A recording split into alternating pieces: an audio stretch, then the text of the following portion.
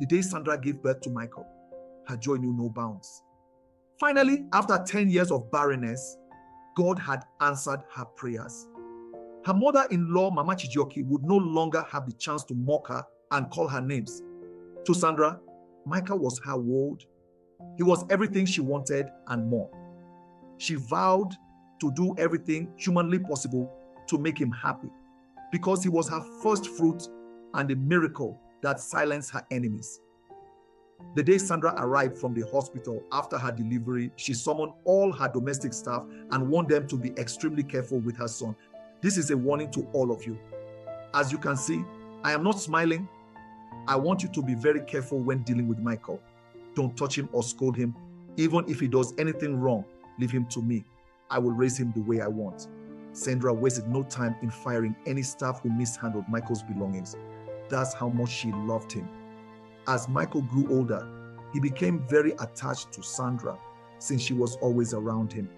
His father, Chijioke, was always around since he had to cater to the family. However, by the time Michael was 3, even Sandra started to notice his unusual dependence. He wouldn't play with the other children in the compound. Instead, he followed Sandra around, tugging at her wrapper and demanding her attention. If she dared to sit with Chijioke and laugh at one of his jokes, Michael would stomp his feet, show his toys, and scream, "Mama, come back." Chijioke would often scold him on the spot, but Sandra intervened. "He's just a child. Stop scolding him," she would say. "Sandra, you encourage this behavior. He's not a baby anymore. Let him learn some independence," Chijioke would argue. But Sandra brushed him off. "He's just showing how much he loves me. Don't be jealous," she said. "A chick that stays too long under the mother's wings will forget to fly. You must let this boy grow," Chijioke advised. However, Sandra ignored his advice. Sandra continued to adore her son in ways that puzzled even Chijioke. She did crazy things just to make him happy, even if they were to his detriment. "All I want is for my son to be happy," she would often say. While most mothers encourage their sons to stand on their own 2 feet, Sandra was determined to keep Michael wrapped tightly in her arms. One day, after Sandra finished having her bath, she walked up to Michael, who was playing on the bed with his iPad. Sandra wasn't even wearing any clothes, and she wasn't concerned at all. To her, Michael was innocent and could not differentiate between right and wrong. "Hello, my love. How are you doing today?" Sandra smiled as she spoke. Michael innocently dropped his iPad and started playing with his mother's dangling breasts. "Mommy, what is this?" Michael asked innocently, pointing at Sandra's breasts. Sandra smiled and asked, "Do you like them?" Michael nodded his head in affirmation. Sandra didn't scold him. Instead, she allowed him to keep playing with them. One cool evening, as Sandra sat on her bed playing with her son, her maid walked in to take Michael to have his bath. Immediately, Michael saw the maid. He started crying and screaming, "Mommy, I don't want her to bathe me. I don't want her. She always pinches me whenever she's bathing me." Without confirming if her son's claims were true, Sandra fired the maid on the spot. "Madam, you can't just sack me like that." "Your son is lying," the maid protested. "How dare you call my son a liar? Didn't I warn you to be careful with him?" "Get out of my sight, and I don't want to see you here by tomorrow," Sandra shouted. That night, Sandra took it upon herself to bathe Michael every day. As the days went by, their love for each other deepened. It was more than just mother and son love. They spent time together, did everything together, and even slept on the same bed whenever Chijioke was out of town. However, one fateful day, as Sandra was having her shower, Michael demanded he bathe with her. Sandra didn't think twice before opening her arms wide to welcome him. And from that day onward, it became their daily routine. They showered together and even dressed up together. In fact, they lived like husband and wife. But one thing Sandra wasn't aware of is that love, when unchecked, can lead to a disastrous end. As they continued spending time together, Michael started acting strange. He would often point at his mother's breasts and other parts of her body. asking endless questions. But Sandra never saw the need to caution him. To her son was being wise and smart. One day, Sandra's mother, Mama Sandra, visited her. The old woman couldn't help but notice the uncanny relationship between the mother and son. What is this I'm seeing? You shower with your son. Do you know the danger of what you are doing? Mama Sandra exclaimed. Mama, he is just a child. He doesn't even know the difference between right and wrong, Sandra replied. You are spoiling this child. This is very wrong, Sandra. Don't do what you will regret later, Mama Sandra warned. Mama, tell her. I'm tired of talking, Chijioke shouted from the living room. By the time Michael turned 15, the innocent attachments that once seemed harmless had transformed into something disturbing. He was no longer the shy boy who hid behind his mother. He had become bold, aggressive, and territorial, especially when it came to Sandra. His school teachers complained about his attitude, particularly towards male staff. He would talk back, challenge their authority, and even fight them. He's just strong-willed, Sandra said dismissively, whenever a report of Michael's bad behavior was brought to her attention. However, this was only the beginning of more trouble. Michael had developed a habit of following Sandra wherever she went. When she visited the supermarket or attended private meetings, Michael insisted on accompanying her, glaring at anyone who dared to speak too long with her. One afternoon, the family's neighbor, Mr. Obina, made a casual remark that turned into a nightmare. As beautiful as your son, Mr. Obina said cheerfully. Michael, who had been standing nearby, froze. His expression darkened, and before anyone could react, he lunged at Mr. Obina, shoving him against the wall. Don't ever talk to her like that, he shouted. Chijioke immediately rushed out and pulled Michael away. What is wrong with you? He yelled, but Michael said nothing, clenching his fists in anger. That night, Chijioke sat Sandra down. Sandra, can you see it now? This boy is not acting like a son. He's acting like a man fighting for his wife. He's just protective of me. It's not as serious as you are making it, Sandra replied. It is serious, Chijioke snapped, slamming his fist on the table. He needs discipline, and you need to stop coddling him. But Sandra didn't listen. Instead, she only deepened the bond between herself and Michael. When he started bringing her flowers and calling her his queen, she laughed and praised him for being sweet. Chijioke was pleased with everything going on between Sandra and Michael. He was helpless in the situation because his advice fell on deaf ears. He thought of what he could do to remedy the situation, but no idea came to mind. However, one day he decided to man up and act like the head of the family. This is getting out of hand. I'm not against Michael being close to Sandra. I'm certainly not jealous of their relationship. I'm very sure of that. But what I don't understand is their extreme love for each other. How can a mother and son be kissing each other in that way and even showering together at this age? No, this has to stop. That day, Chijioke laid stricter rules for Michael, forbidding him from following Sandra everywhere and demanding he spend more time with his male peers. But every time Chijioke enforced a rule, Sandra would intervene, undoing his efforts. For the first time in his marriage, Chijioke felt powerless. His warnings fell on deaf ears, and Sandra's blind devotion to Michael left him stranded. One afternoon, Sandra found herself alone in the living room, sorting laundry, when Michael walked in with a notebook clutched to his chest. His movements were suspicious, as though he was hiding something. He immediately slipped the book into his school bag.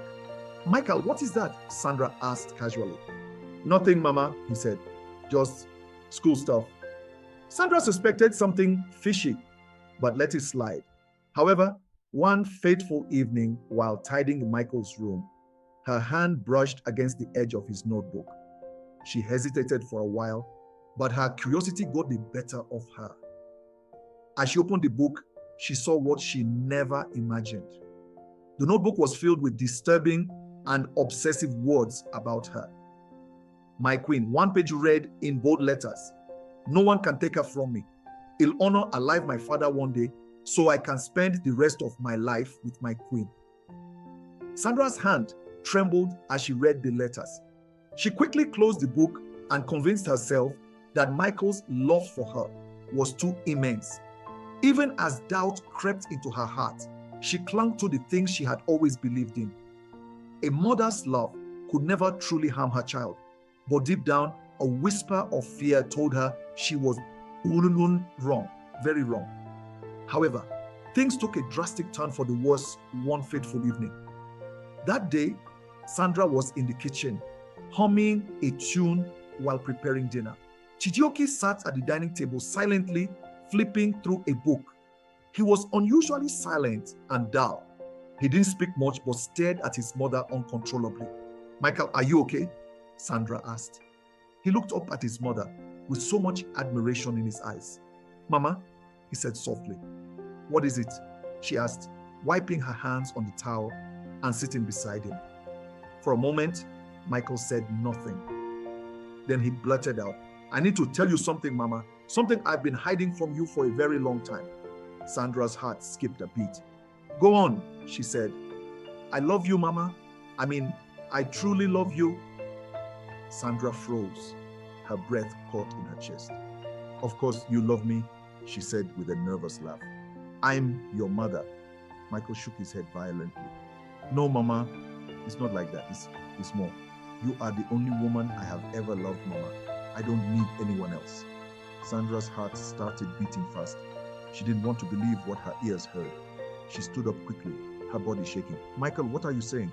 Before she could step away, Michael grabbed her arm. "You don't understand. We are meant to be together. You are mine." "Let go of me," Sandra shouted. "Why are you acting like this? Mama, I see how you look at me." "I know you feel it too." Sandra managed to break free as she stumbled backward. Her mind raced as she recalled the notebook she found days earlier. She had hoped the disturbing writings were just a phase, a fleeting obsession. But now, as she stared into her son's eyes, she realized the truth was far worse. She quickly grabbed her phone and dialed Chijioke's number. "Come home now," she shouted. "It's Michael. Something is wrong." Michael's demeanor changed immediately. He slammed his fist on the table in anger. "Why are you calling him? He doesn't understand us. He's always trying to take you away from me." Sandra tried to back away, but Michael blocked her path. Minutes later, Chijioke burst through the door. "What's going on here?" Before Sandra could explain, Michael lunged at his father, shouting, "She doesn't need you. She's mine." After minutes of struggling, Chijioke managed to subdue him. Sandra stood frozen, with tears streaming down her face as the weight of her mistakes crushed her. In that moment, she realized that her blind love had nurtured something dark, something she could no longer control. After the incident, Chijioke couldn't hold back any longer. He blamed Sandra for everything. "This is your fault, Sandra. I warned you over and over again, but you refused to listen. Look at what you have done to him. Look at what you have done to us." Sandra, already filled with guilt and shame, sat quietly on the edge of the couch. She couldn't bring herself to meet his gaze. Deep down, she knew she was wrong, but admitting it felt like a knife twisting in her chest. The next day, Sandra called her mother and explained everything to her. Mama Sandra arrived the next day and suggested taking Michael to a pastor for deliverance. While this was a good idea, it wasn't entirely the best option. Chijioke kicked against the idea and advised that Michael be taken for therapy, but Mama Sandra insisted on taking him to the church. The moment Pastor Joel saw Michael, he began to prophesy. "This child is cursed. He was cursed by his spiritual mother. He needs deliverance. He needs to be set free. Deposit the sum of 500,000 now or face the consequences." Without hesitation, Sandra transferred the money to the account displayed on the wall. Pastor Joe began singing and calling the spirits from the water, fire, and earth to deliver Michael. But Michael stood firm, anger boiling inside him. Before anyone knew what was happening, he grabbed Pastor Joel and tore his priestly robe.